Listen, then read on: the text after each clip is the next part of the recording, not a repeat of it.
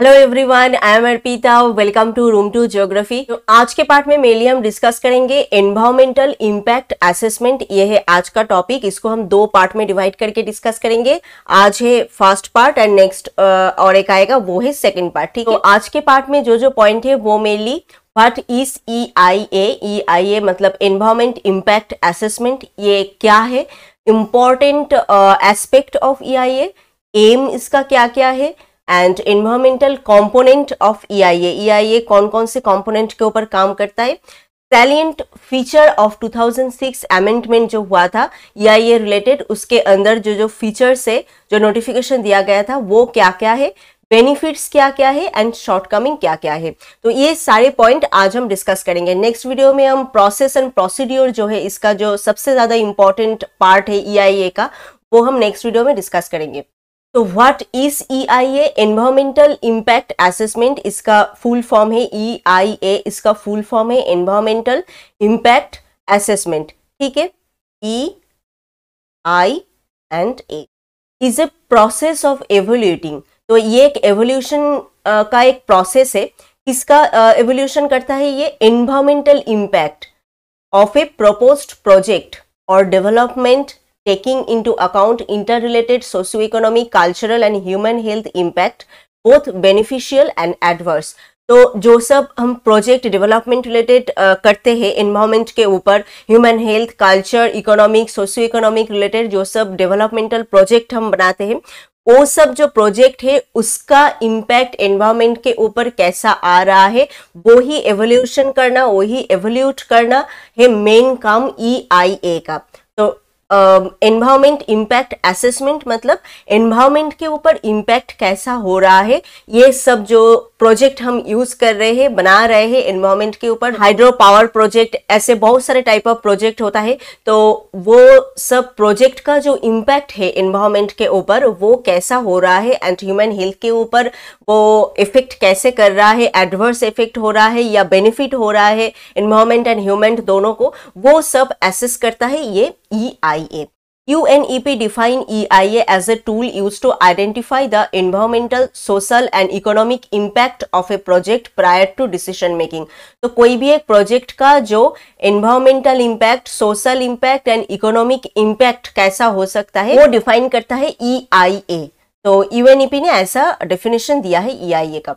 It M, इसका aim क्या है, mainly to predict environmental impact, predict करना एनवायरमेंट के ऊपर इम्पैक्ट कैसा हो रहा है at an early stage in project planning and design, find ways and means to reduce adverse impact. तो प्रोजेक्ट जो प्लान कर रहे हैं उसके अर्ली स्टेज में ही एनवायरमेंटल इम्पैक्ट क्या हो सकता है वो प्रेडिक्ट करना है इसका मेन एम, एंड कैसे वो इम्पैक्ट को आप रिड्यूस कर सकते हो वो है और एक aim, and shape project to suit the local environment. तो एंड उसके अनुसार प्रोजेक्ट को आपको शेप करना है, डिजाइन करना है, कैसे आप लोकल एनवायरमेंट फ्रेंडली प्रोजेक्ट आप बना पाओ, ऐसा प्रोजेक्ट आपको बनाना है। And present the prediction and option to decision maker, and ये जो प्रेडिक्शन एंड ऑप्शन आप क्या क्या कर सकते हो वो आपको प्रेजेंट करना है। तो ये है मेन एम EIA का। तो एट फर्स्ट क्या है, अर्ली स्टेज में एनवायरमेंट के ऊपर प्रोजेक्ट रिलेटेड इम्पैक्ट कैसा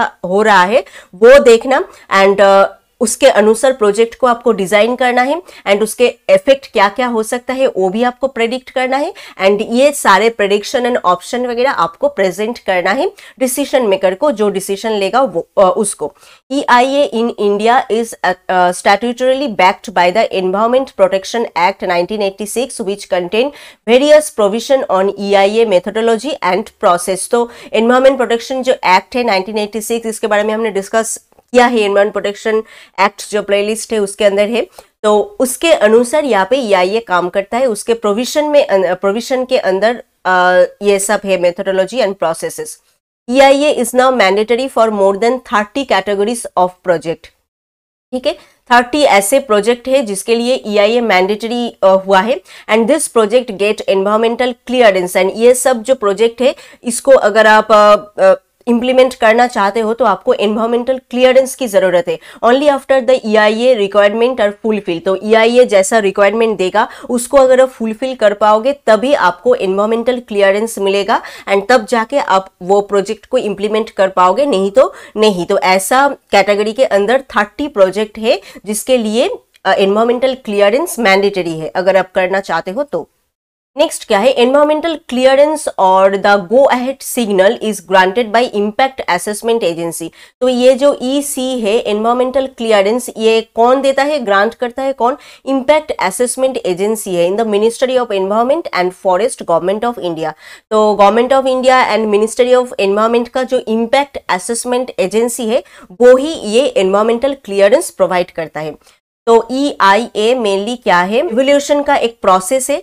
कोई एक प्रोजेक्ट अगर आप बनाना चाहते हो, इम्प्लीमेंट करना चाहते हो, उसका इम्पैक्ट एनवायरमेंट के ऊपर कैसे आ रहा है, ह्यूमन हेल्थ के ऊपर कैसे आ रहा है, बेनिफिट हो रहा है या एडवर्स इफेक्ट हो रहा है, वो सब प्रेडिक्ट करना, देखना एंड उसके ऑप्शन में आप प्रोजेक्ट को कैसे डिजाइन कर पाओगे, एनवायरमेंट फ्रेंडली प्रोजेक्ट आप कैसे बना पाओगे, वो सब करना है EIA का मेन काम। एंड ये सब प्रोजेक्ट अगर आप करना चाहते हो तो आपको चाहिए एनवायरमेंटल क्लियरेंस। बहुत सारे ऐसे प्रोजेक्ट है, अगर आप EIA का जो रिक्वायरमेंट है उसको फुलफिल कर पाते हो तभी आपको एनवायरमेंटल क्लियरेंस मिलेगा एंड तब जाके आप वो प्रोजेक्ट बना पाओगे। एंड ये क्लियरेंस देगा कौन, इम्पैक्ट असेसमेंट एजेंसी है जो the ministry of environment and forest, government of India के अंदर है। अब आते हैं इंपॉर्टेंट एस्पेक्ट ऑफ EIA का इंपॉर्टेंट एस्पेक्ट क्या क्या है, risk assessment, environmental management, post product monitoring. तो रिस्क क्या क्या हो सकता है उसको एसेस करना, एनवायरमेंट को कैसे मैनेज कर पाओगे, इस टाइम पे कैसे मैनेज करना है वो देखना,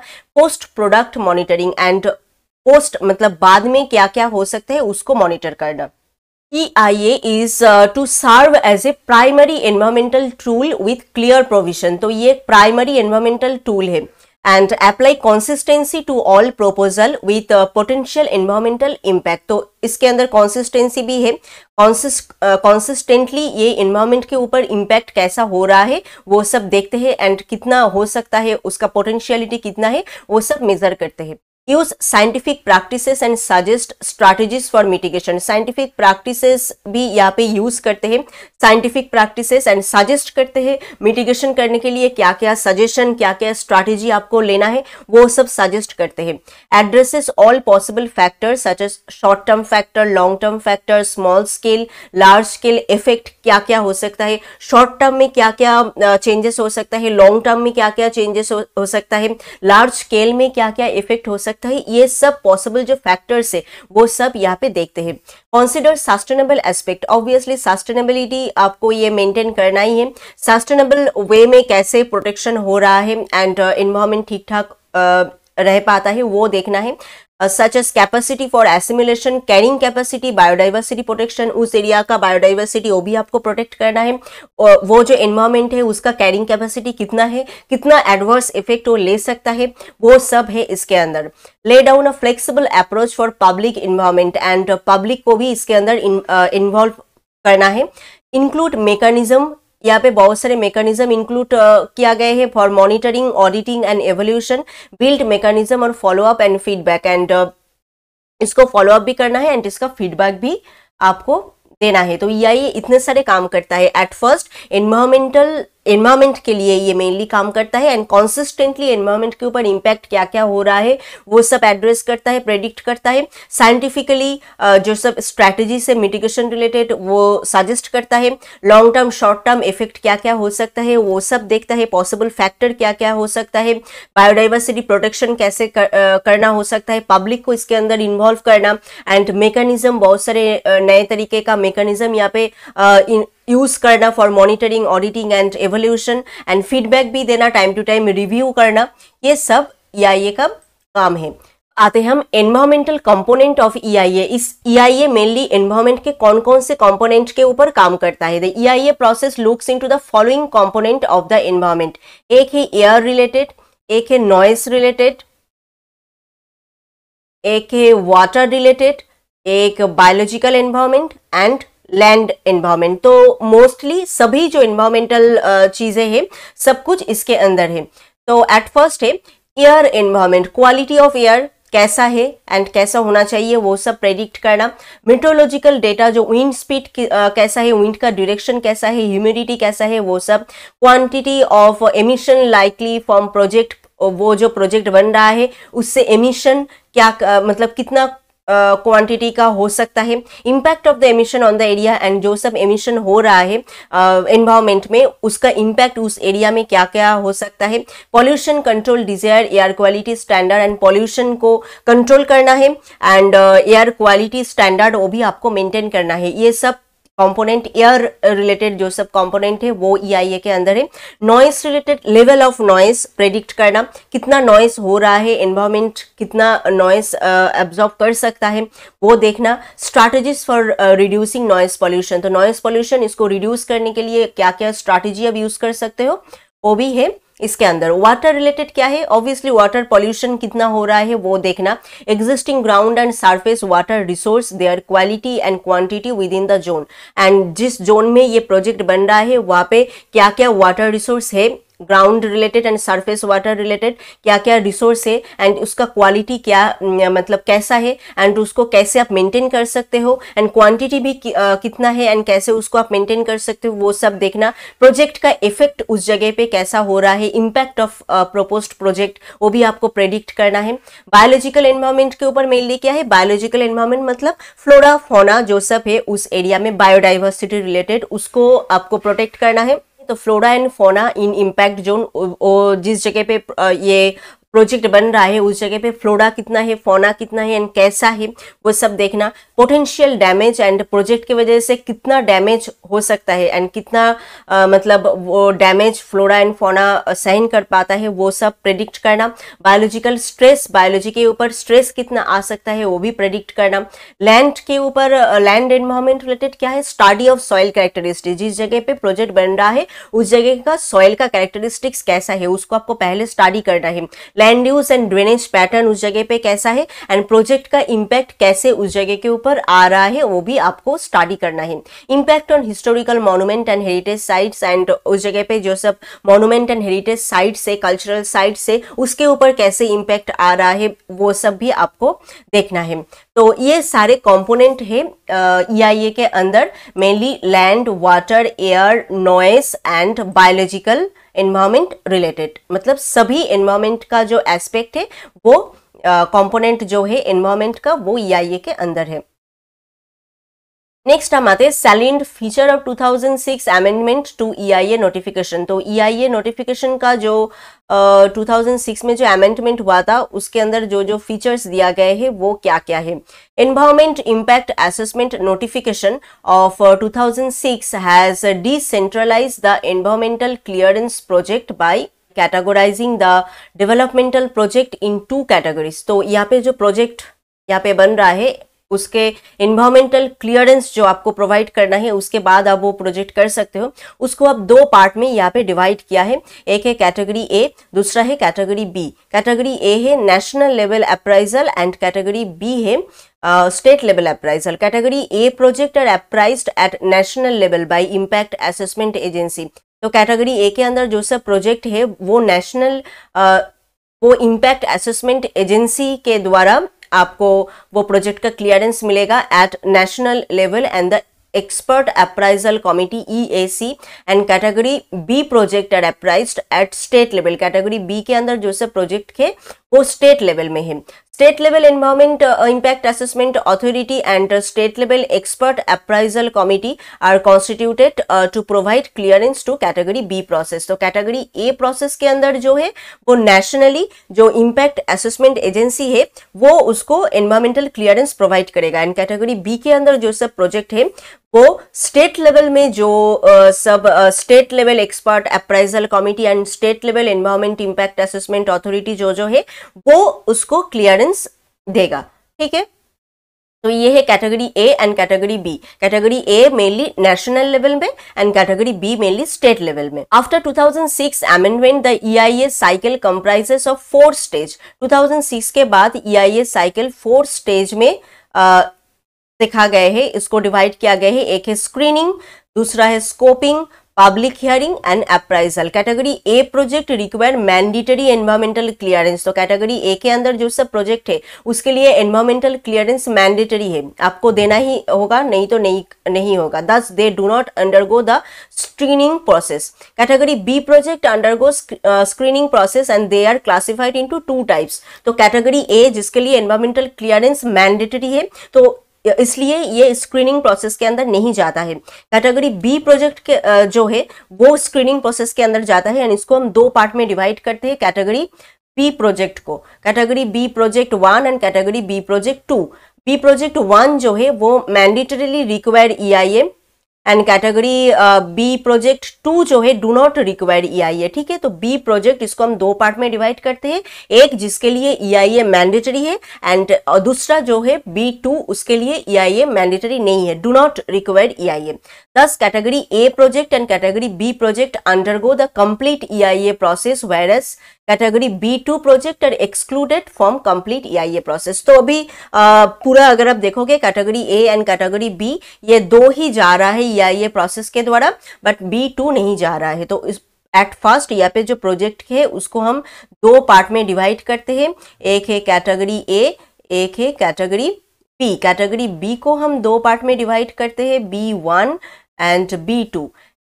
कैटेगरी A जो है A के लिए एनवायरमेंटल क्लियरेंस मैंडेटरी है, ठीक है, मैंडेटरी है। एंड कैटेगरी B1 ये भी EIA प्रोसेस के अंदर से जाता है, बट कैटेगरी B2 जो है नॉट रिक्वायर्ड EIA प्रोसेस। तो ये है category A and category B. Category A जिसके लिए क्लियरेंस बहुत जरूरी है, कैटेगरी बी इसको दो पार्ट में डिवाइड करते हैं, ये स्क्रीनिंग प्रोसेस के अंदर से जाता है। B1 जिसके लिए मैंडेटरी है EIA एंड B2 जिसके लिए मैंडेटरी नहीं है। तो इसके बाद आपको आप अगर देखोगे तो A एंड B1 ये दो के लिए मैंडेटरी है EIA, बट B2 इसके लिए EIA मैंडेटरी नहीं है। नेक्स्ट है benefit of EIA link environment with development for environmentally safe and sustainable development. तो EIA लिंक करता है एनवायरमेंट एंड डेवलपमेंट के साथ। तो ये सब प्रोजेक्ट जो बन रहा है यहाँ पे वो सब डेवलपमेंट रिलेटेड ही है। तो एनवायरमेंट एंड डेवलपमेंट इसको लिंक करता है। डेवलपमेंट के द्वारा एनवायरमेंट को भी इम्पैक्ट नहीं होना चाहिए एंड इम्पैक्ट के द्वारा डेवलपमेंट को भी इफेक्टेड नहीं होना चाहिए। तो दोनों को बैलेंस बना के यहाँ पे काम करना है। एंड सस्टेनेबल डेवलपमेंट के ऊपर आपको ऑब्वियसली ध्यान देना है, जो सबसे ज्यादा इंपॉर्टेंट है। EIA provide a cost provide method to eliminate और minimize the adverse impact of developmental project. EIA क्या करता है, यहाँ पे जो सब डेवलपमेंटल प्रोजेक्ट है उसका एडवर्स इंपैक्ट एनवायरमेंट के ऊपर कैसा हो रहा है उसका मेथड यहाँ पे प्रोवाइड करता है, एंड कैसे उसको मिनिमाइज किया जाए वो यहाँ पे प्रोवाइड करते हैं। EIA वो सब डिसीजन मेकर को ये एनालाइज करने में हेल्प करता है कि जो सब डेवलपमेंटल एक्टिविटीज एंड जो सब प्रोजेक्ट आप बना रहे हो उसके इम्प्लीमेंटेशन के पहले ही आपको कैसे एनवायरमेंट के ऊपर वो इफेक्ट करेगा, एडवर्स इफेक्ट होगा या एनवायरमेंट के लिए बेनिफिट होगा, वो सब आपको पहले ही एनालाइज करने में हेल्प करता है। तो ये एक बहुत इंपॉर्टेंट काम है जो ये करता है। EIA encourages the adaptation of mitigation strategies in the developmental plan। तो डेवलपमेंटल प्लान में मिटिगेशन स्ट्रैटेजीज क्या क्या होना चाहिए, आपको वो सब प्रोजेक्ट जो आप बना रहे हो उसके साथ एनवायरमेंट कैसे अडेप्ट कर पाएगा एंड कैसे मिटिगेट कर पाएगा, एंड उसके लिए स्ट्रैटेजीज क्या क्या होगा, उसके लिए EIA एनकरेज करते हैं डेवलपमेंटल जो सब प्रोजेक्ट अथॉरिटी है उसको।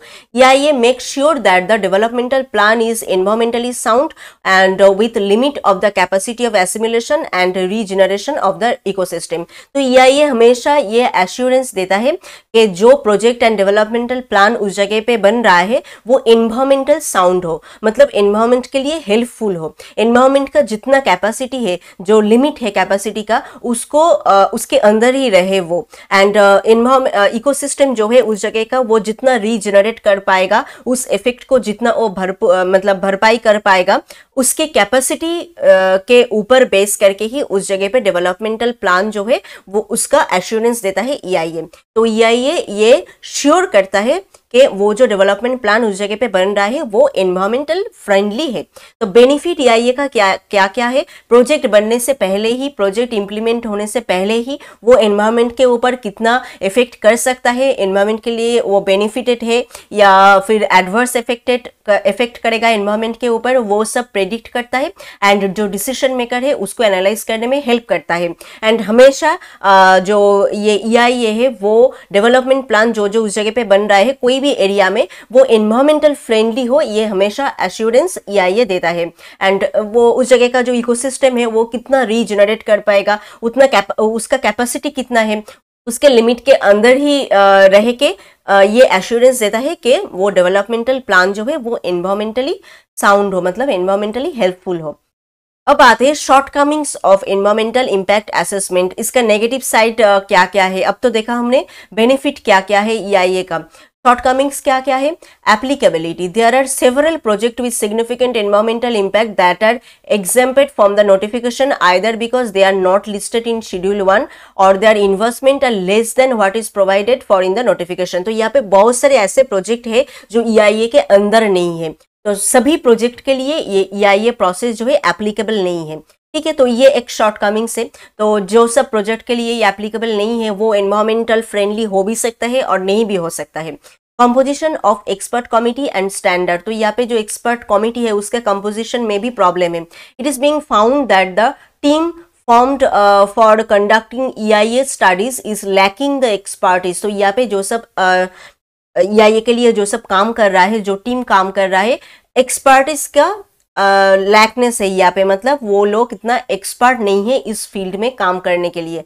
सच एस एनवायरमेंटलिस्ट के तरह नहीं है, वाइल्ड लाइफ एक्सपर्ट के तरह नहीं है, एंथ्रोपोलॉजिस्ट के तरह नहीं है, सोशल साइंटिस्ट के तरह नहीं है। तो यहाँ पे जो एक्सपर्ट कमिटी यहाँ पे होगा उसके अंदर आपको एक्सपर्ट लोगों को लेना है जो इस टीम के साथ अच्छे से काम कर पाए। तो ये एक नेगेटिव साइड है इसका। नेक्स्ट क्या है? Public hearing, public comment are not considered at the early stage. तो ईआईए प्रोसेस का जो अर्ली स्टेज है, अर्ली स्टेज में पब्लिक का कमेंट यहाँ पे कंसिडर नहीं किया जाता है, which often lead to conflict at the later stage of the project clearance. And last में जाके जो एक कॉन्फ्लिक्ट होता है उसके वजह से प्रोजेक्ट क्लियरेंस में a number of project with significant environmental and social impact have been excluded from the mandatory public hearing process. तो बहुत सारे ऐसे प्रोजेक्ट है जो पब्लिक हियरिंग प्रोसेस में आके वो मतलब नहीं हो पाए हैं। The document which the public are entitled toward seldom available on time. तो डॉक्यूमेंट जो सब यहाँ पे पेश किया जाएगा वो टाइम में अवेलेबल नहीं होता है। The data collector do not pay respect to the indigenous knowledge of local people. तो डेटा जो सब कलेक्ट करने के लिए जो लोग जाते हैं लोकल पीपल को ज़्यादा रेस्पेक्ट भी नहीं देते हैं। तो ये सब पब्लिक हियरिंग रिलेटेड प्रॉब्लम है। तो इन सब की वजह से जो पब्लिक हियरिंग जो प्रोसेस जब आता है उस जगह पे आके बहुत सारे ऐसे प्रोजेक्ट है जो यहाँ से मतलब नहीं इम्प्लीमेंट नहीं हो पाते हैं। नेक्स्ट क्या है? Quality of EIA. One of the biggest concern with the environmental clearance process is related to the quality of EIA report that are being carried out. तो कोई एक प्रोजेक्ट बनने के लिए अगर आपको एनवायरमेंटल क्लियरेंस देना है तो इसका जो रिपोर्ट होगा, ईआईए जो पूरा असेसमेंट करेगा एंड उसका जो रिपोर्ट होगा वो क्वालिटी रिपोर्ट होना चाहिए। एंड यहाँ पे मोस्ट ऑफ द टाइम जो रिपोर्ट बनता है वो इनकम्प्लीट होता है और नहीं तो फॉल्स डेटा उसके अंदर होता है। Many EIA report are based on single session data. बहुत सारे ऐसे ईआईए रिपोर्ट है जो सिंगली एक टाइम डेटा लेके ही वो रिपोर्ट बनाया गया है, बट ऐसा नहीं है। डेटा आपको टाइम टू टाइम कलेक्ट करना है, उसके ऊपर जाके आपको रिपोर्ट बनाना है। ये डॉक्यूमेंट जो है एंड उसका टेक्निकल प्रोसेस में भी बहुत सारे प्रॉब्लम है, बहुत सारे डिफिकल्टी भी यहाँ पे फेस करना पड़ता है डिसीजन मेकिंग के लिए। तो ईआईए का जो क्वालिटी है, रिपोर्ट का जो क्वालिटी है वो बहुत सारे टाइम पे ठीक ठाक नहीं होता है। Lack of credibility. There are so many cases of fraudulent EIA studies where enormous data has been used, same fact used for two totally different place etc. तो बहुत सारे ऐसे टाइम आए हैं एक ही डेटा के द्वारा दो ऐसे डेवलपमेंट प्लान आपको क्लियरेंस मिल गया है, बट मतलब फ्रॉड स्टडी किया गया है। तो ये सब भी इसके अंदर हो रहा है। Often and more so for strategic industries such as nuclear energy project, the EMPs are kept confidential for political and administrative reason। तो बहुत सारे टाइम कॉन्फिडेंशियली ये सब प्रोजेक्ट को क्लियरेंस मिल जाता है। Detail regarding the effectiveness and implementation of mitigation measures are often not provided. Detail यहाँ पे बहुत सारे टाइम प्रोवाइड नहीं होता है। Emergency preparedness plans are not discuss, तो इमरजेंसी टाइम पे क्या क्या प्रिपेयर्डनेस आपको पहले से करके रखना है वो सब यहाँ पे डिस्कस नहीं होता है, एंड उसके रिलेटेड सफिशिएंट डिटेल भी यहाँ पे नहीं होता है। तो ये सब है इसका नेगेटिव साइड EIA का, एंड इसका बेनिफिट भी बहुत सारे है। तो आज के पार्ट में हमने मेनली डिस्कस किया व्हाट इज EIA, इसका इंपॉर्टेंट एस्पेक्ट क्या क्या है, एम क्या क्या है, कौन कौन से एनवायरमेंटल कंपोनेंट के ऊपर EIA काम करता है, 2006 के अमेंडमेंट में क्या क्या दिया गया है, एंड इसका बेनिफिट एंड शॉर्टकमिंग्स क्या क्या है। तो आई थिंक आज का ये पार्ट आपको समझ में आया है। फिर भी कोई क्वेश्चन है तो आप हमें कमेंट करके बताएं, and if this video is helpful to you then please subscribe room to geography. मिलते हैं और एक नए वीडियो में और एक नए टॉपिक के साथ। Thank you.